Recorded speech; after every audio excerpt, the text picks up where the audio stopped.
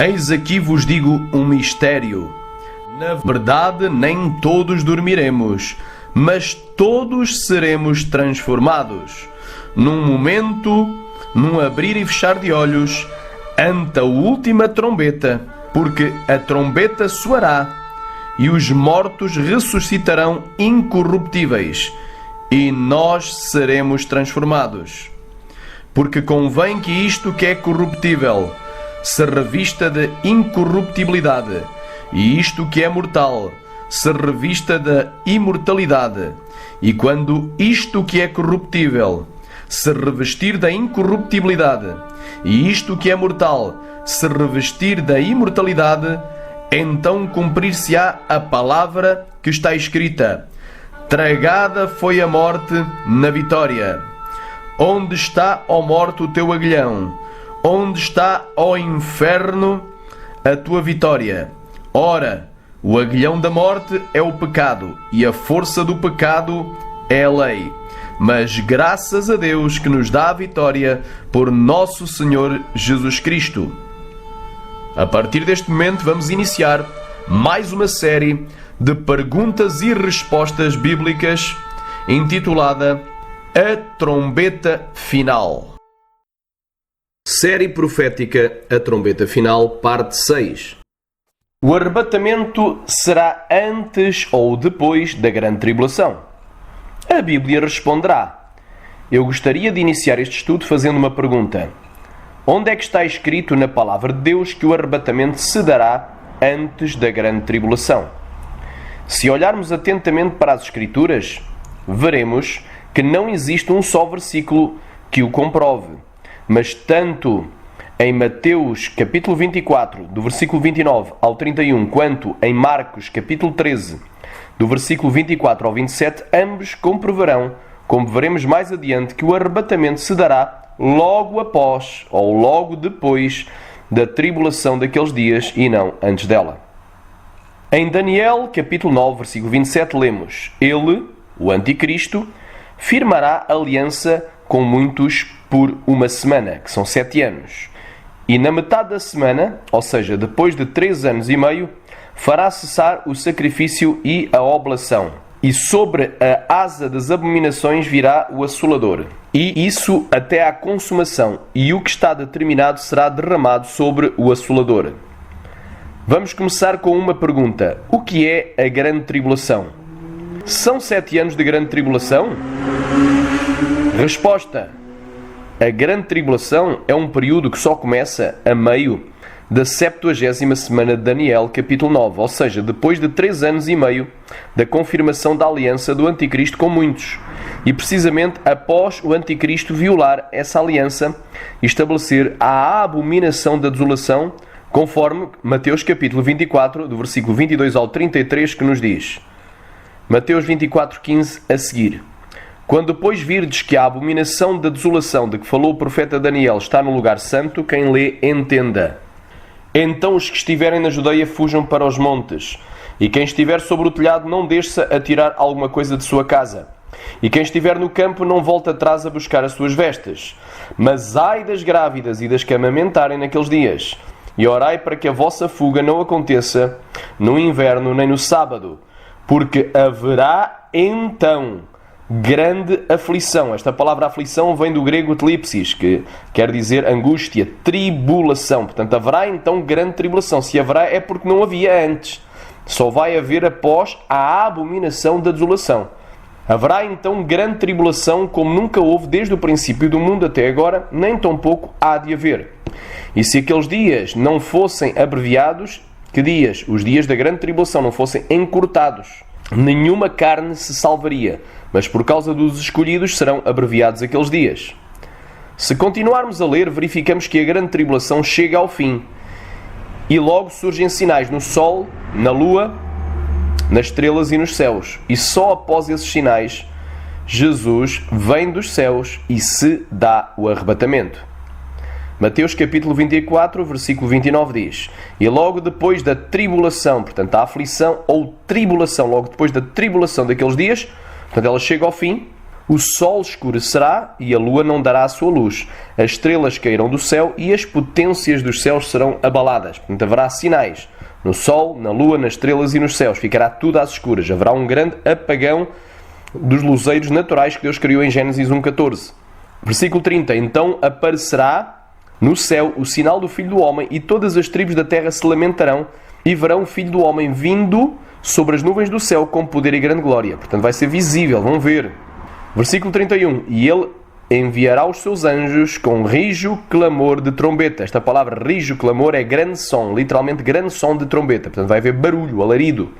Os quais ajuntarão os seus escolhidos desde os quatro ventos. A expressão quatro ventos é uma expressão que simboliza a terra. O número 4 é o número da terra, porque é o número que fala dos 4 pontos cardeais, norte, sul, leste e oeste. Portanto, desde as 4 extremidades da terra, desde os 4 ventos, ou seja, desde o norte, sul, leste e oeste, de toda a parte da terra, os anjos vão ajuntar os escolhidos de Cristo, os escolhidos de Deus, a igreja, vão ser ajuntados desde os 4 cantos da terra e de uma à outra extremidade dos céus, até cada uma das extremidades dos céus. Então eles vão ser arrebatados da terra, dos 4 cantos da terra, até cada uma das extremidades dos céus. Vai ser o arrebatamento da terra para os céus. Isto é o arrebatamento. Marcos capítulo 13, que é outra passagem paralela, nos diz, no versículo 24, ora, naqueles dias, portanto, que dias? São dias de tribulação, de aflição, de angústia. Depois daquela aflição, ou seja, depois daquela eclipse, depois daquela tribulação, o sol escurecerá e a lua não dará a sua luz. Versículo 25, e as estrelas cairão do céu e as forças que estão nos céus serão abaladas. Então verão vir o Filho do Homem nas nuvens com grande poder e glória. E ele enviará os seus anjos e ajuntará os seus escolhidos desde os 4 ventos, da extremidade da terra até à extremidade dos céus. Portanto, o arrebatamento é da terra até ao céu. Portanto, é exatamente uma passagem paralela e que fala exatamente a mesma coisa. Em Lucas capítulo 21, que também é outra passagem paralela a Mateus 24, nos diz, no versículo 23, mas ai das grávidas e das que criarem naqueles dias, porque haverá grande aperto na terra e ira sobre este povo. Amém? Repara, haverá grande aperto. Aqui ele usa a expressão grande aperto para representar a grande tribulação. Haverá grande aperto na terra e ira. Esta ira aqui não é a ira de Deus, mas é a ira de Satanás. Porque diz em Apocalipse capítulo 12, se eu não estou em erro, mas ai de vós, ó terra, porque Satanás, o diabo, desceu até vós, com grande ira, sabendo que tem pouco tempo. E diz assim no versículo 24, e cairão ao fio da espada, e para todas as nações serão lavados cativos, e Jerusalém será pisada pelos gentios até que os tempos dos gentios se completem. E haverá sinais no sol, na lua e nas estrelas. E na terra, a angústia das nações, em perplexidade pelo bramido do mar e das ondas. Portanto, haverá um grande terremoto, como depois nós vamos ver mais adiante. Está lá em Apocalipse capítulo 6, do 12 ao 17, haverá um grande terremoto que vai remover todos os montes e ilhas e vai haver tsunamis. E daí as pessoas vão ficar perplexas por causa do bramido, portanto, da fúria do mar e das ondas, do barulho do mar e das ondas. Versículo 26. Homens desmaiando de terror, na expectação, portanto, na expectativa das coisas que sobrevirão ao mundo, ou seja, das coisas que vão vir ainda ao mundo, porquanto as virtudes do céu serão abaladas. Vai ficar tudo às escuras, vai haver um grande apagão, conforme eu já falei. Durante o dia, o sol não dará a sua luz. Durante a noite, a lua não dará a sua luz e ficará de cor de sangue. As estrelas não darão a sua luz. E diz assim o versículo 27.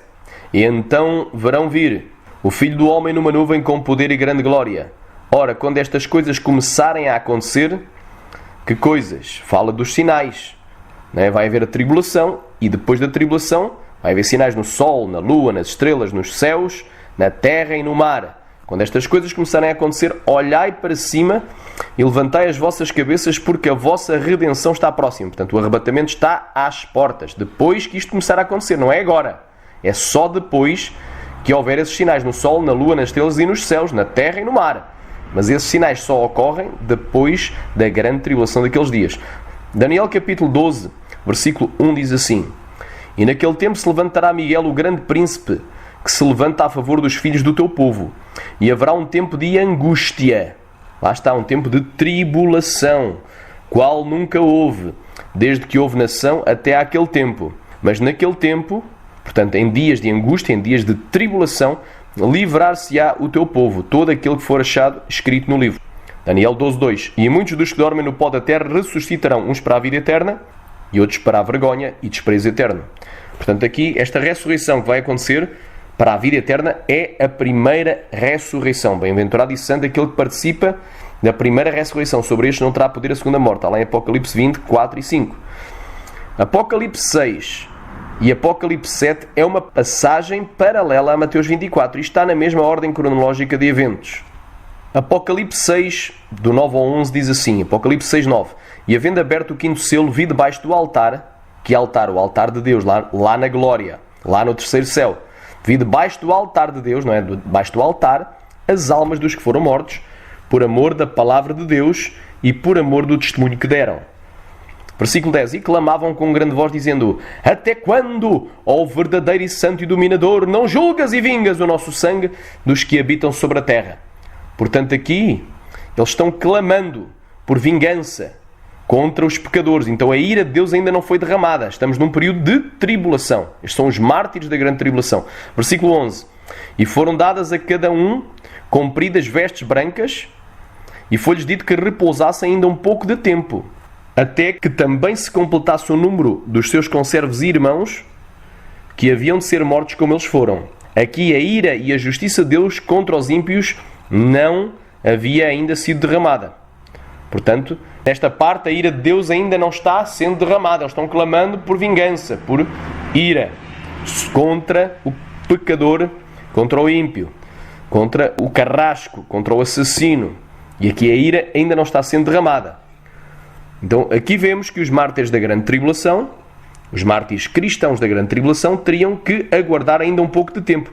O que casa bem com Mateus 24, 22, que diz que aqueles dias serão abreviados. Se aqueles dias não fossem abreviados, nenhuma carne se salvaria. Portanto, casa muito bem com um pouco de tempo, ainda mais um pouco de tempo. Quer dizer que a grande tribulação ela não vai ter uma duração de 7 anos. Não, ela só começa a meio da última semana de Daniel capítulo 9. Ela só começa ao fim de 3 anos e meio. Ela vai ter uma duração de dias. Agora, o número de dias, ninguém sabe. Dia e hora, ninguém sabe. Mas o tempo tu vais saber, porque é depois dos sinais. Diz assim: a grande tribulação não será um período de 3 anos e meio, mas terá apenas uma duração de dias, seguida dos sinais no sol, na lua, nas estrelas e nos céus. E o começo do dia do Senhor. Apocalipse capítulo 6, do 12 ao 17. Versículo 12 diz assim: E havendo aberto o sexto selo, olhei, e eis que houve um grande tremor de terra. E o sol tornou-se negro como um saco de silício, e a lua tornou-se como sangue. Repara que o sol e a lua só escurecem após a grande tribulação. Isto é em Mateus 24. E em Apocalipse 6, nós vemos no versículo 9 ao 11, vemos os mártires que foram mortos durante o período da grande tribulação. E agora, no final desse período, aqui no versículo 12, nós vemos que o sol escurece, a lua escurece.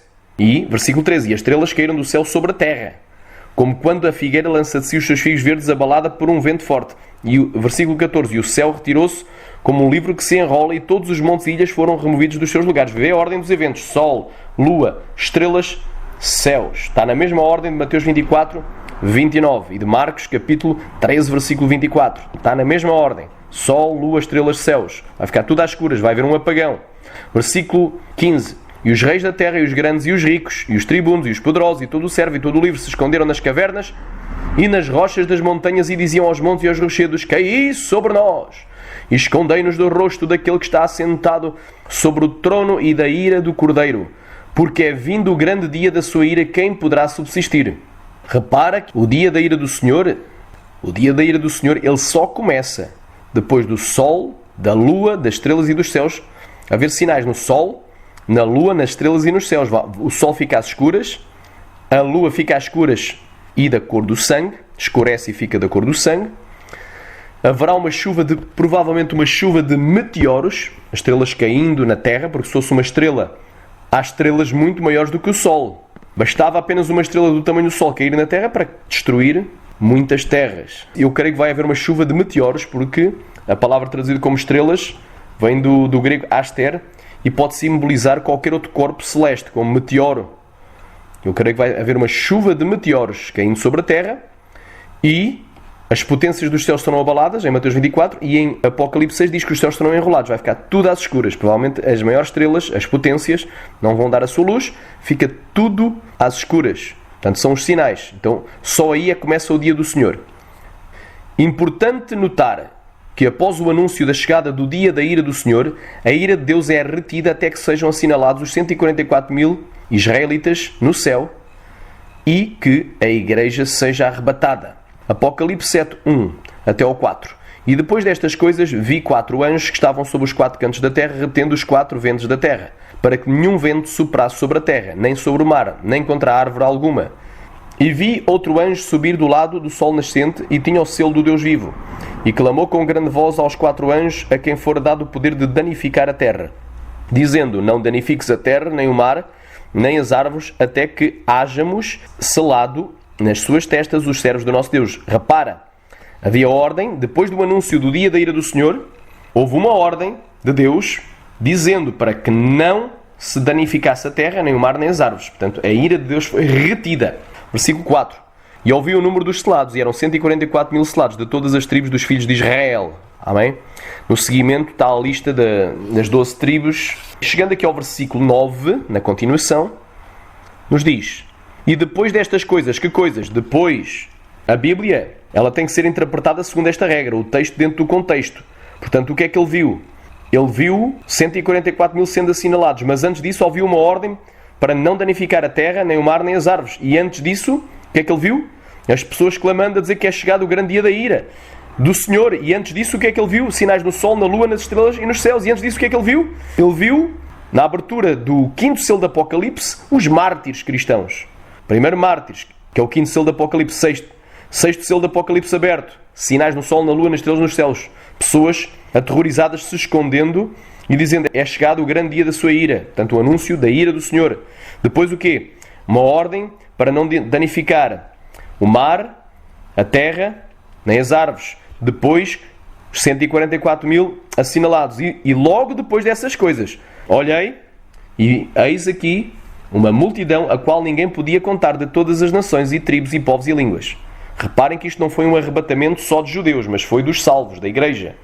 Ele viu uma multidão a qual ninguém podia contar, de todas as nações e tribos e povos e línguas. Não era só judeus, que estavam diante do trono e perante o Cordeiro, trajando vestes brancas e com palmas nas suas mãos, que é o símbolo da vitória. Versículo 10. E clamavam com grande voz, dizendo: salvação ao nosso Deus que está assentado no trono e ao Cordeiro. Versículo 11. E todos os anjos estavam ao redor do trono, e dos anciãos, e dos 4 animais, e prostraram-se diante do trono, sobre os seus rostos, e adoraram a Deus, dizendo: amém, louvor, e glória, e sabedoria, e ação de graças, e honra e poder, e força ao nosso Deus, para todo o sempre. Amém. Versículo 13. E um dos anciãos me falou, dizendo: estes que estão vestidos de vestes brancas, quem são e de onde vieram? Portanto, um dos anciãos que estava no céu, falou para quem? Para João, perguntando: estes que estão vestidos de vestes brancas, quem são e de onde vieram? E eu disse-lhe: Senhor, tu sabes. Este senhor aqui não é o Senhor Jesus, é o Senhor ancião. João falou para o ancião com um termo respeituoso: Senhor, tu sabes. E ele disse-me: ele quem? O ancião disse a quem? A João. Portanto, o Senhor ancião disse a João: estes são os que vieram da grande tribulação e lavaram as suas vestes e as branquearam no sangue do Cordeiro. Alguém aqui poderá dizer: eles tiveram que pagar com a sua própria vida. Não, nada disso. Este texto é bem claro. Aqui não está falando somente de mártires. Aqui está falando de quem lava as suas vestes no sangue do Cordeiro. Isto, lavar as vestes, é um termo figurativo. Representa e branquear. Não é? Porque o corpo tem que estar coberto com vestes.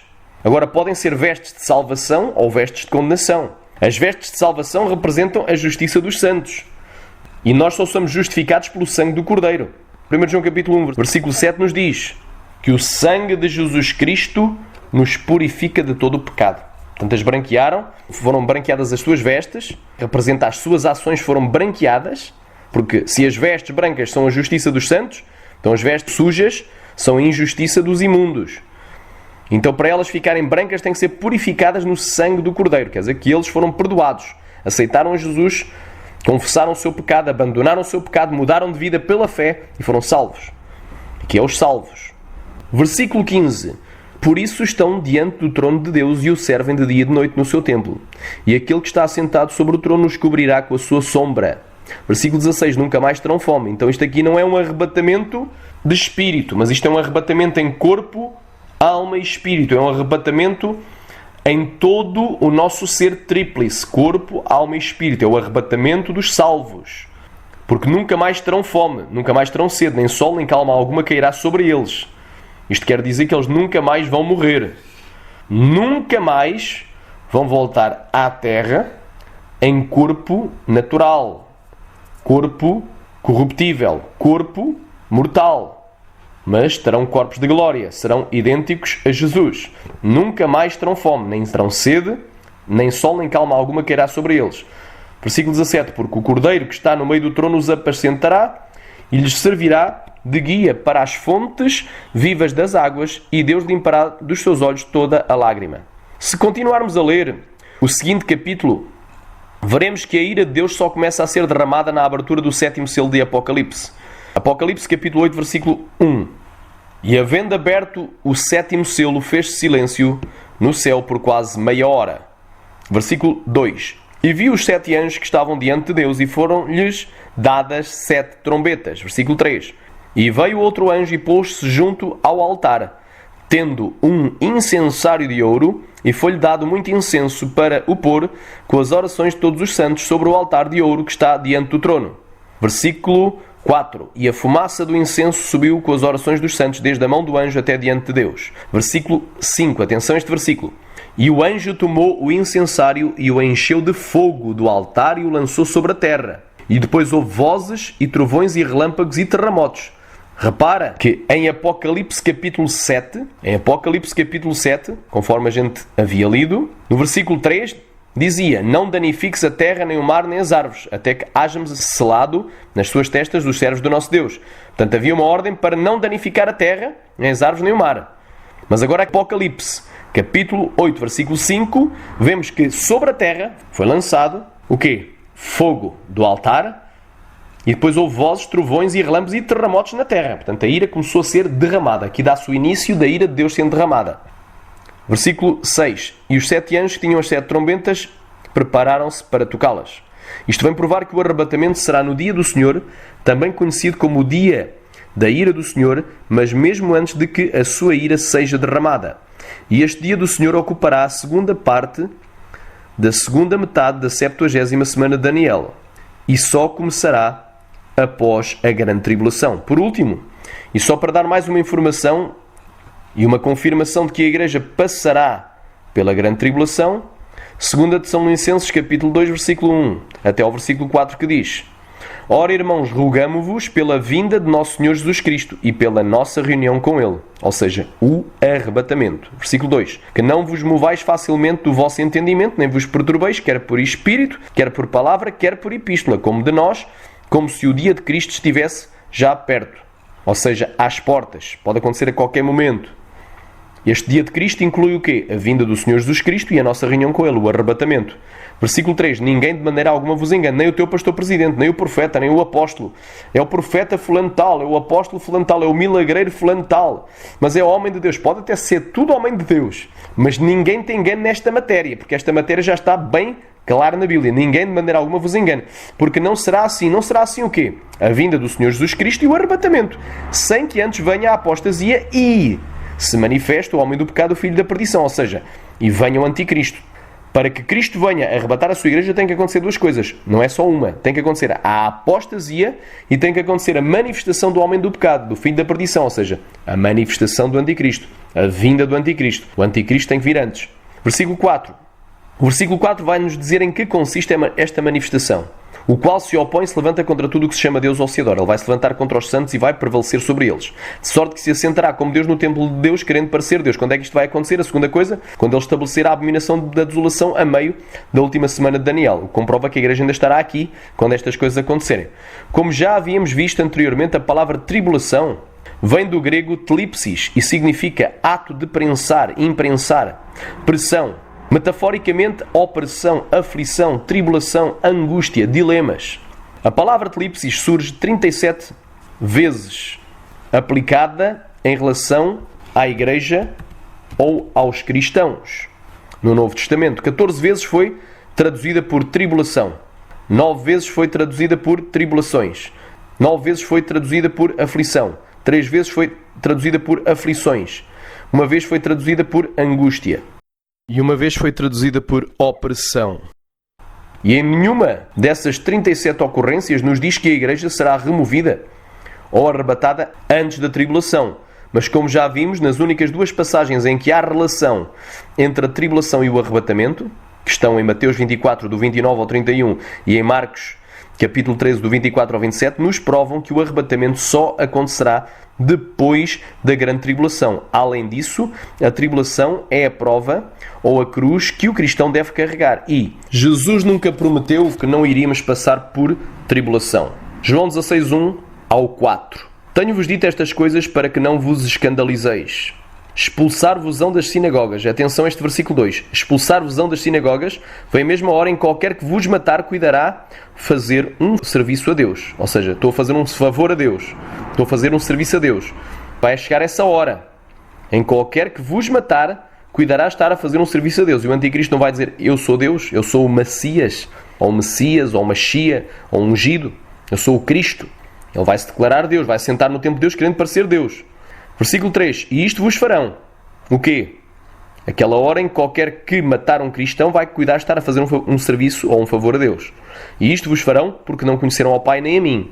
Versículo 4. Mas tenho-vos dito isto a fim de que, quando aquela hora chegar, ou quando chegar aquela hora, vos lembreis de que já vos tinha dito. Quer dizer, quando essa hora vai acontecer, tu vais-te lembrar que Jesus já havia dito. Não adianta estar a dizer, tu vais ser arrebatado antes que estas coisas aconteçam. Não, Jesus, em João 16, estava falando para os seus discípulos, não estava falando para judeus, era para discípulos. E os discípulos são a igreja, porque temos de fazer discípulos por todo o mundo, por todas as nações.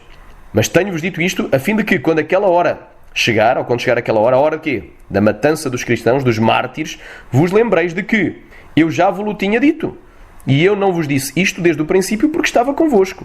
No versículo 33, dentro do mesmo contexto, no versículo 33 de João 16, diz assim, tenho-vos dito isto para que em mim tenhais paz. No mundo tereis aflições. Vem de tlipsis. No mundo tereis o quê? Tribulações. É exatamente igual. Angústias, dilemas, aflições. No mundo tereis tribulações. Mas tendo bom ânimo, eu venci o mundo. Jesus mandou ter ânimo e não desânimo em meio de tribulações. O apóstolo Paulo disse que será por meio de muitas tribulações que entraremos no reino de Deus. Ou seja, que vamos ser arrebatados, que vamos ser salvos. Atos capítulo 14, versículo 22 diz assim, confirmando os ânimos dos discípulos, exortando-os a permanecer na fé, pois que por muitas tribulações nos importa entrar no reino de Deus, ou seja, ser arrebatados. Concluímos, pois, que a igreja será arrebatada depois da grande tribulação.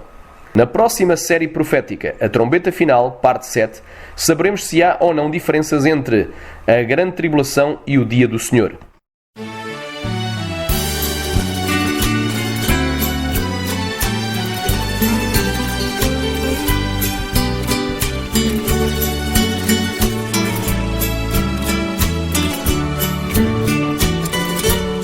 Música